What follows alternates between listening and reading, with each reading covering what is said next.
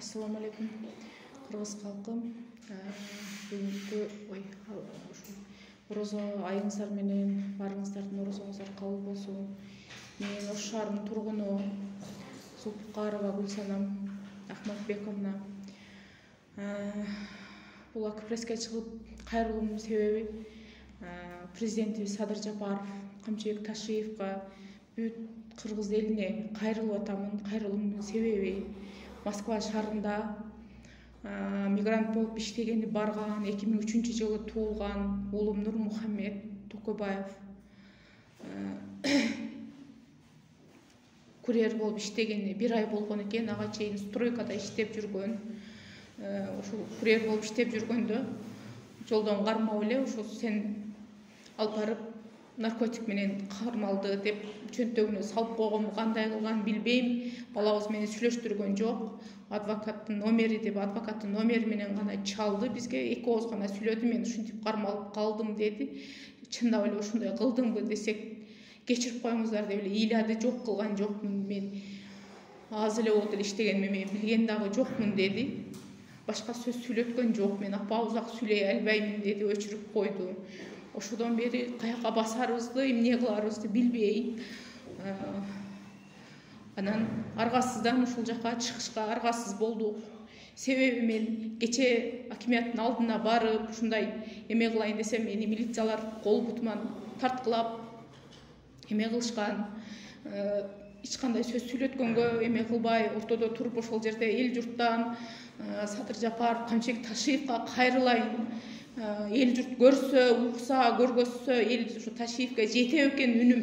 Анткени менин колум жетпейт, Ташиев сизди билем. Колум жетпеши мүмкүн, жок дегенде үнүм жетет экен деп мен сизге чыгып отурамын.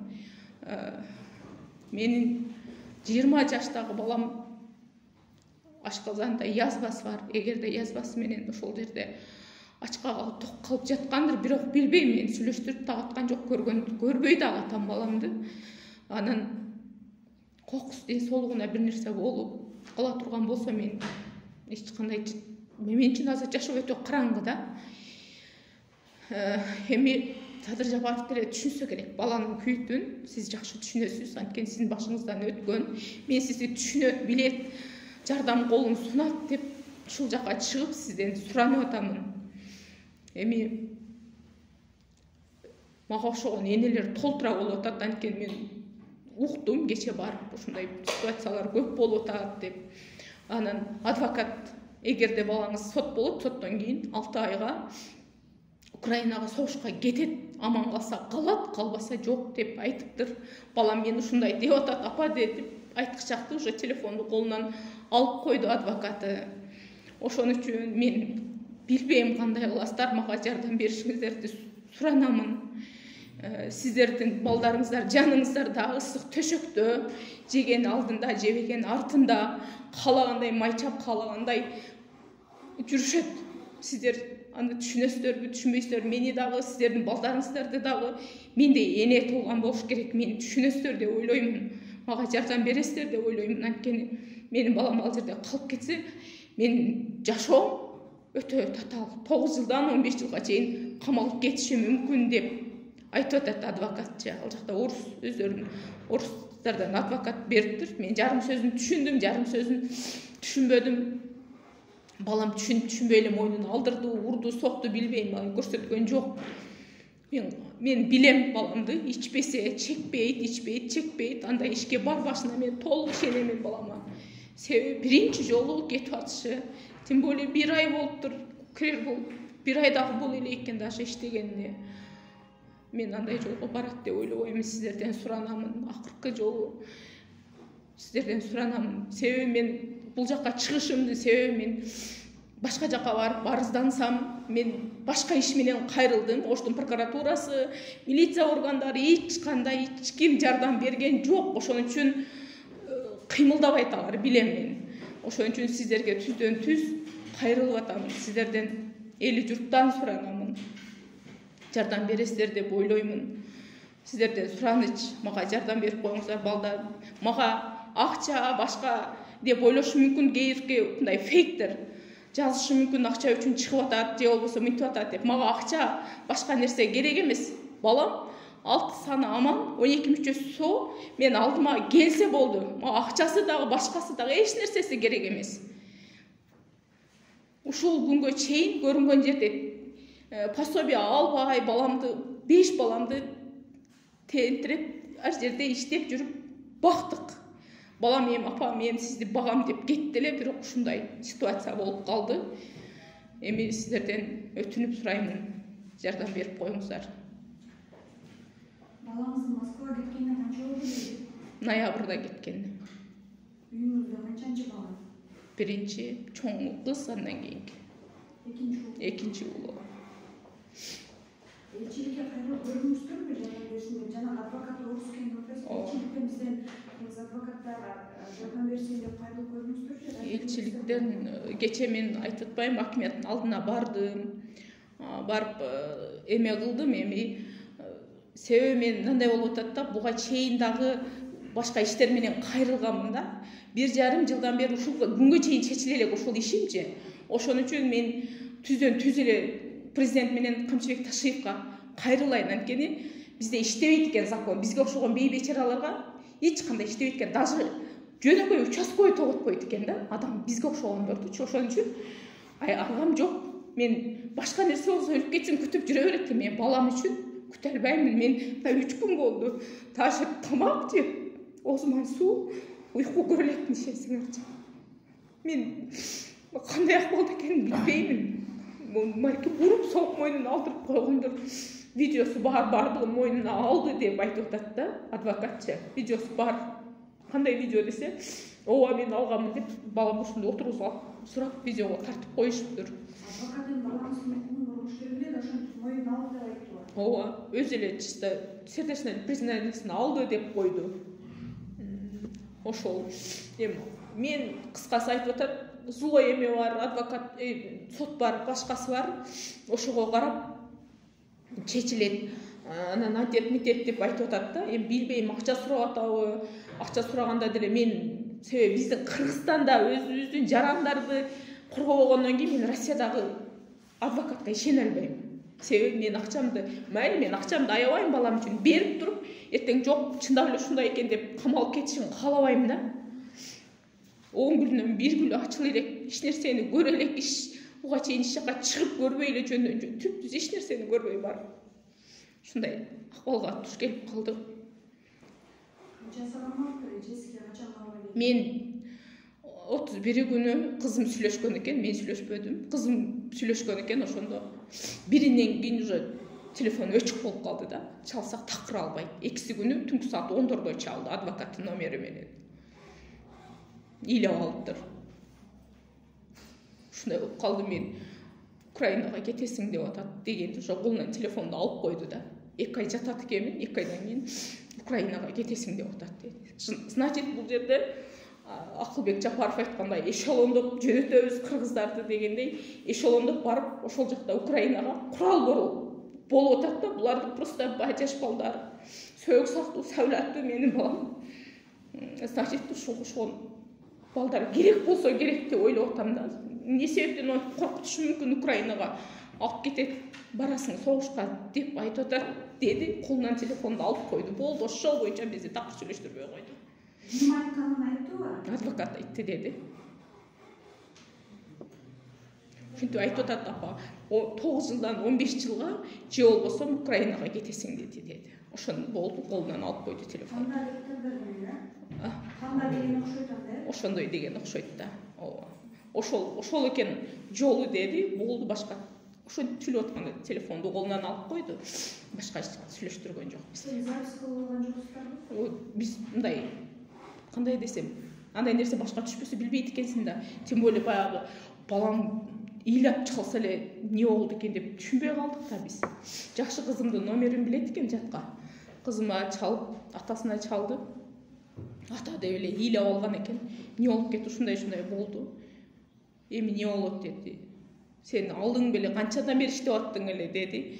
1 ай болду эле иштеп атканыма деди. Болду, башка сөз мен билдиңби билбедиңби десе, ыйлады, башка сөз айткан жок. Урматтуу Садыр Жапаров, Камчыбек Ташиев, Биздин кайрылуубуздун себеби өтө оор иш башыбызга түшүп турат. Эл катары миграцияга кеткен менин уулум дагы, мен дагы чоңойдум. Силерди багайын эме. Силер өмүр бою миграцияда жүрүп бизди бактыңар. Эми мен багайын деп кетти эле. Ноябрь айында 6 ай боло элек. Мынтип кармалып, наркотик менен карматышып, камап коюшуптур. Бул карапайым эл журтка деле белгилүү. Ушу карматып эле ошо Украинага даярдап атышканы. Бизге окшоп какшап жүргөндөр көп экенин биз да уктук эл журттан. Садыр Жапаров, Камчыбек Ташиев өзүңүздөр кийлигишип, өзүңүздөр аралашып чечип бербесеңиздер биздин маселебизди. Биздики жашообуз караңгы, татыбай калды. Биз башкача жаман жолго барбайлы. Мындай акыл эсибиз менен кайрылайлы. Анан эч бир жардам болбой турган болсо, башкача дүйнө жүзү ошондой сенсация болуп кете тургандай иш кылганга даярбыз биз. Бул бизди ончолук эми сүйлөп калат деген менен жо акылыбыз дагы жетет. Кандай кылып дүйнө жүзүн дүңгүрөткөнгөчө бизге баары бир азыр. Бизге кыйналып өмүр бою ушу балабызды ушинтип алдык да деп өлгөндөн көрөктү. Кыйналбай өлгөнүбүз артык болот, бизгечи жакшы болот. Жеңилирээк өлөбүз. Мына Акылбек Жапаровдун эшелондоп деп сүйлөгөн сөзү бизге дагы тийип отурат. Мына бир учу эшелондоп жөнөткүлө, дагы жөнөткүлө. Кыргызстанда иш жок. Но биз өмүр бою балдарыбызды ушинтип бир пособие албадык. Бир балабызга, 5 балабыз бар, бир балабызга да пособие албай, ушу мамлекет байып кетсин. Биз албай эле коелу. Дедик эле дагы эле байыбады. Мына эми балабызды миграцияга жөнөтүп, мына күндөрдү башыбыздан өткөзүп атабыз. Мыйзам иштебейт экен, мыйзам жок экен. Кечегиде бир аз иш менен прокуратурага кайрылып, тергөөчүлөр менен иштешип көрдүк эле. Ош мафия экен, турушу менен элечи. Мыйзам иштейт, мыйзам дегениңер бекер эле сөз экен. Бирин-бири коргоп эле отура беришет экен прокуратурада. Ошол мамлекеттен 1 сом акча алган эмеспиз. Биздин балдарыбызды багышып койгула деген эмеспиз. Дагы деле кереги жок бизге 1 сомдон. Өзүбүз багып алабыз. Биздин балабызды аман эсен пешенебизге алып келип беришиңерди өтүнөбүз, суранабыз. Сүйлөй турган сөз өтө көп. Дагы сүйлөйбүз керек болсо. Азыр не деп сүйлөшүүбүз дагы билбей,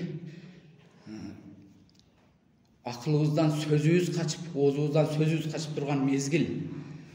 Бизге жардам беришиңиздерди өтүнөбүз. Тез арада менин баламы уруп согуп эле мойнуна алдырып койгону андык экенин өзүм жетип турат. Украинага солдат керек. Мына мени алсын ордуна, сүйлөшүп бергиле Путин менен. Мени алсын, баламы чыгарсын. Мен барганга даярмын. Мен балам үчүн турам. Согушка мени алып кетсин. Мен барганга даярмын. Сүйлөшүп бергисиңиздерди өтүнөм. Адам керек болгон болсо мени алсын. Дагы не деп сүйлөйм билбейм. Акылым деле жетпей калды. Бизге жардам бериңиздер.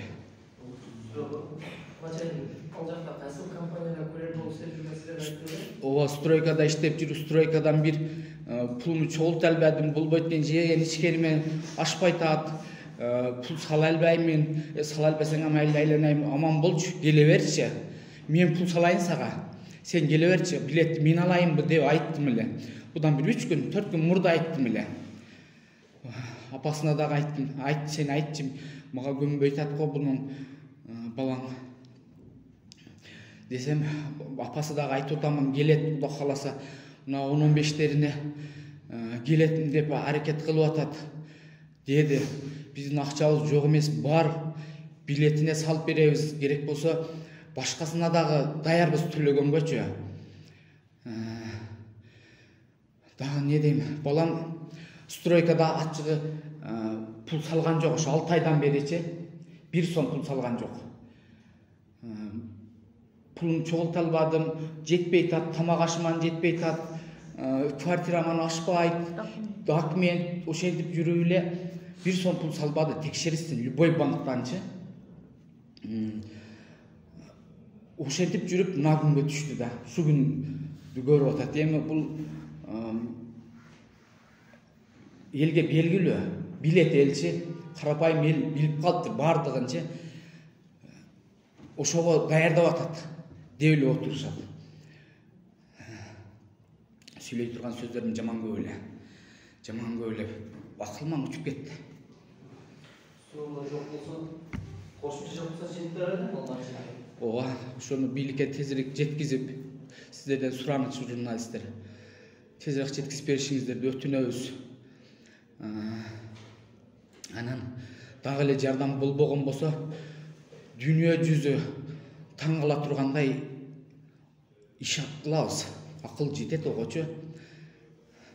1 литр бензин өмүр бою кыйналып, какшап, ушинтип балабызды, айдай балабызды алдырып бирдик. Acıdары olur, acıdarın ozunda turат. Aldırı birlikte ömür boyu kıynalıp, semiyabız kıynalıp, bülöbüz kıynalıp ölgön çöktü. Tezirek kutulup, balam aman esen çıkarıştın. Büt kanday jolu menen bulbosun dünya yüzüne düngüröte turgan işlerdi kılabız. Kılbanға айлабыз жоқ, бийлик жардам бербесечи. Мына мамлекет байып кетсин деп пособияны албадык. Пособия алганга муктаж элек. Пособияга жүгүрбөй эле коелучу, эми пешене терроризм менен багайлы балдарыбызды ушу мамлекет байып кетсин. Байыбады. Мынантип балдарыбыз миграцияда жүрөт. Садыр Жапаров келгенде, мына миграцияны жоямын деп келдиле, биз колдодук эле Садыр Жапаровду. Жакшы киши бул бардыгын түшүнөт, билет, карапайым элден чыккан. Биздин балдар ушу жерде Кыргызстанда иштеп, Кыргызстанда жанын багат дедигиле. Болбоду. Кылышпады. Иштебеди. Ачык эле айтам, иштеген жок, көрүнүктүү бир иш кылышкан жок. Еми, билбейм эми, кантип не кылабыз. Туган урук бир эжем бар. Ал эжемдин колунан дагы эч нерсе келбейт. Ошол жерден маалымат алып, мисалы